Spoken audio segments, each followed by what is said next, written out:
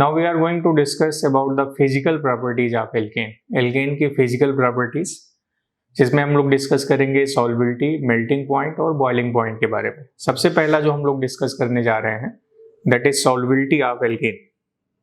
Now first one is the solubility.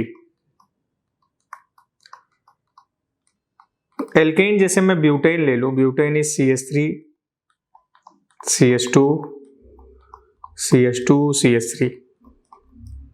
तो alkene non polar होते हैं। एल्केन में सब कार्बन है, सबकी इलेक्ट्रोनेगेटिविटी सेम है, कोई इलेक्ट्रोनेगेटिविटी डिफरेंस नहीं है।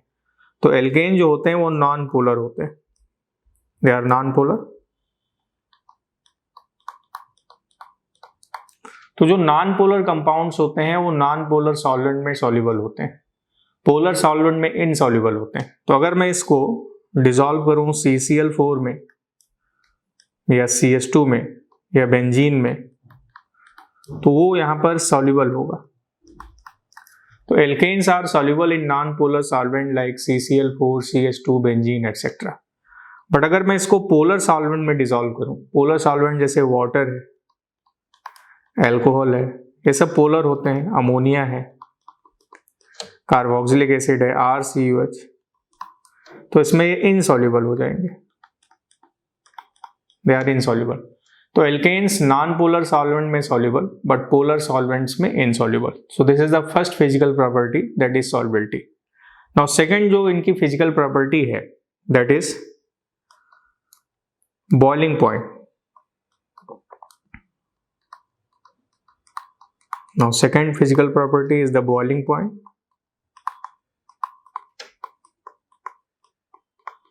BPT। अब एल्केन का जो बॉइलिंग पॉइंट होता है वो एल्केन के सरफेस एरिया पे डिपेंड करता है। सरफेस एरिया बढ़ने से वॉन्डर वाल फोर्स ऑफ अट्रैक्शन बढ़ते हैं और वॉन्डर वाल फोर्स ऑफ अट्रैक्शन बढ़ने से बॉइलिंग पॉइंट बढ़ता जाता है।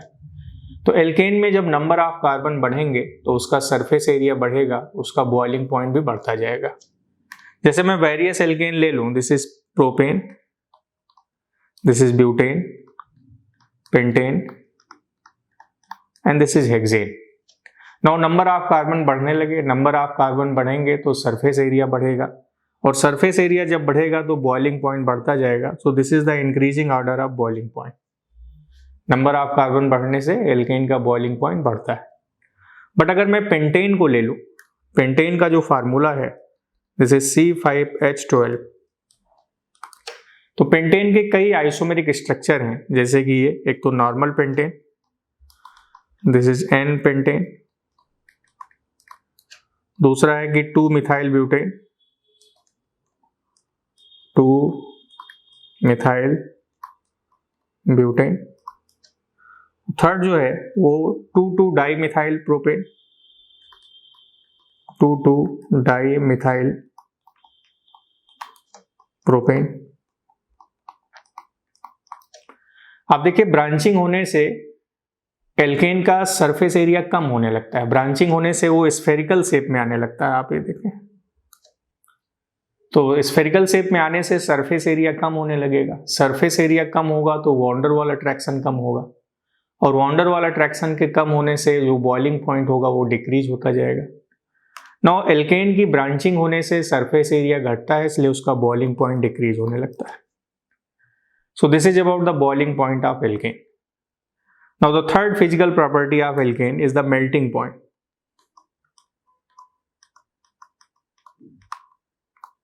Melting point.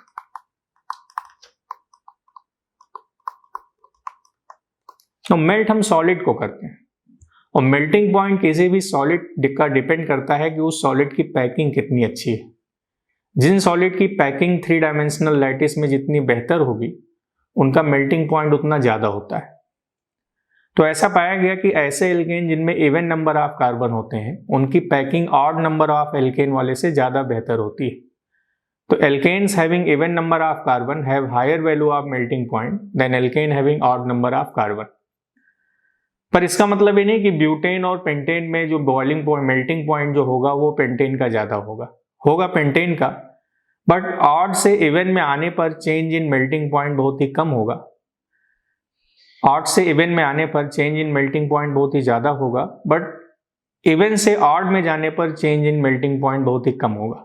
जैसे मेरे कहने का मतलब ये है कि this is C3H8, this is C4H10, C5H12, C6H14 and this is C7H16।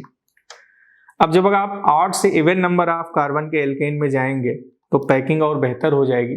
तो चेंज इन मेल्टिंग पॉइंट 22 से 25 डिग्री सेल्सियस का होगा। 22 से 25 डिग्री सेल्सियस।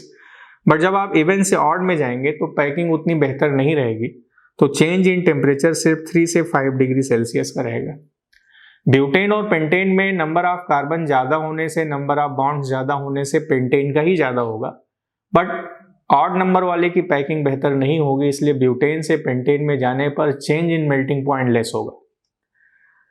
पेंटेन से हेक्सेन में गए हम, तो फिर से ऑड से हम इवन में गए तो मेल्टिंग पॉइंट और बेहतर हो गया क्योंकि पैकिंग और बेहतर हो जाएगी। Now change in melting point again 22 से 25 डिग्री सेल्सियस। बट हेक्सेन से हेप्टेन में आने पर आप देखिए फिर से इवन ऑड में कन्वर्ट हो रहा है, तो change in melting point 3 to 5 degree Celsius ही होगा, ज्यादा हेप्टेन का ही होगा। अब अगर मैं सभी ऑड वाले को ले लूं, सभी इवन वाले को ले लूं, जैसे ये C3H8 है, C5H12 है और C7H16 है, तो नंबर ऑफ कार्बन बढ़ने से मेल्टिंग पॉइंट भी बढ़ता जाएगा। अब ऐसे ही ये C2H6, C4H10 और C6H14 है, तो उसमें इसका ज्यादा होगा। अब आइसोमेरिक एल्केन के बारे में बात करें, जैसे मैं अगर हेक्सेन को ले लूं तो दिस इज C6H14, तो C6H14 को ऐसे लिख दिया जाए, दिस इज नॉर्मल हेक्सेन, ऐसे इसका एक आइसोमेरिक स्ट्रक्चर ऐसे बन गया। Now this is 2-methyl pentane, एक और ऐसे बन गया कि this is now 2,2-dimethyl butane,